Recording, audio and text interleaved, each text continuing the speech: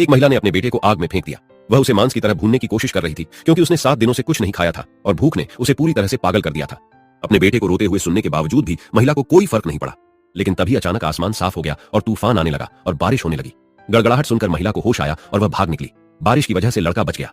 समय तेजी से बीतता गया और 8 साल बाद बच्चा बड़ा होकर एक युवा लड़का बन गया। अपनी मां द्वारा छोड़ी गई कुल्हाड़ी के साथ वह इस अस्त व्यस्त दुनिया में एक जंगली जानवर की तरह रहता था। एक दिन वह एक ऐसे गांव के पास से गुजरा जहां प्राकृतिक आपदा के कारण 3 वर्षों से बारिश नहीं हुई थी। लोगों के पास भोजन खत्म हो रहा था और वे नरभक्षण के कगार पर थे। गांव के बाहर एक मां और बेटा शकरकंद का अपना आखिरी टुकड़ा बांट रहे थे। लेकिन अचानक एक काला व्यक्ति कमरे में घुस आया और कुछ चीख पुकार के बाद फर्श पर खून फैल गया। लड़का ही था जो कमरे से बाहर निकला था। अगले दिन पड़ोसियों ने पाया कि परिवार मारा गया था।